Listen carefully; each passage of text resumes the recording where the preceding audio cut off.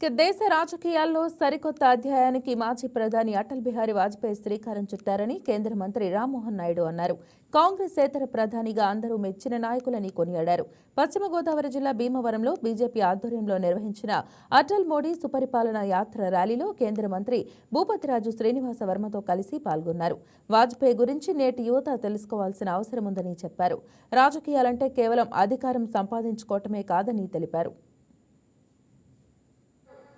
ఏదైతే ఇవాళ ఆయన తలపెట్టినటువంటి కార్యక్రమాలు ఉన్నాయో దాన్ని నరేంద్ర మోడీ గారు సుశాస్యం చేసి ముందుకు తీసుకెళ్తున్నారనే విషయాన్ని సందర్భంగా మనం గుర్తు చేస్తూ ఉన్నాం. భారత ప్రధానమంత్రి గారు అటల్ బిహారీ వాజ్పేయి గారు తీసుకొచ్చినటువంటి అనేక కార్యక్రమాల్ని ఇవాళ మోడీ గారు అమలు చేస్తున్నారనే విషయాన్ని ఇక్కడ ప్రస్తావిస్తూ ఉన్నాం.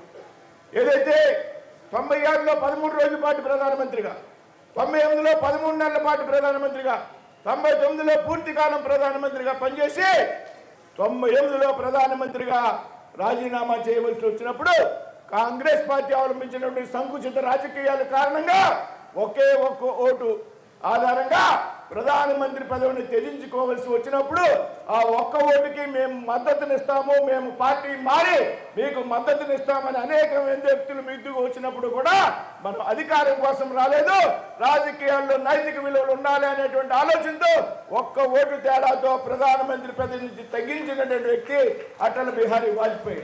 రాజకీయాల్లో నైతిక విలువలకు కట్టుబడి ఏ విధంగా పనిచేయాలనేటువంటి విషయాన్ని దేశ ప్రజలకు చెప్తున్నటువంటి వ్యక్తి.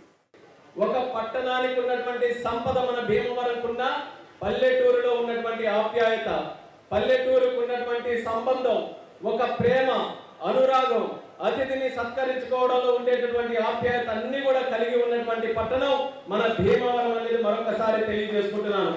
అటువంటి భీమవరంలో మన దేశ భారత మాజీ ప్రధానమంత్రి వర్యులు మన కీర్తిశేషులు అటల్ బిహారీ వాజ్పేయి గారి తాలూకా విగ్రహావిష్కరణ కార్యక్రమంలో పాల్గొనడం నా పూర్వజన్మ సుకృతంగా నేను భావిస్తున్నాను. నేను రాజకీయాల్లోకి వచ్చి పార్లమెంటు సభ్యుడిగా అయిన తర్వాత సుమారు 11 సంవత్సరాలు అవుతుంది. అనేక సందర్భాల్లో భీమవరం రావాలి, ప్రాంతం రావాలి, ఇక్కడ ఉన్నటువంటి ప్రజల్ని కలుసుకోవాలని ఎన్నో సందర్భాల్లో ఎన్నో కార్యక్రమాలకి రూపకల్పన చేసిన అవకాశం రాలేదు.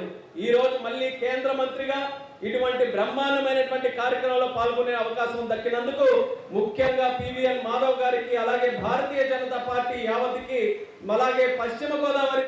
ఈ వీడియో మీకు నచ్చినట్లయితే లైక్ కొట్టి షేర్ చేసి మా వైకే టీవీ ఛానల్ని సబ్స్క్రైబ్ చేయండి.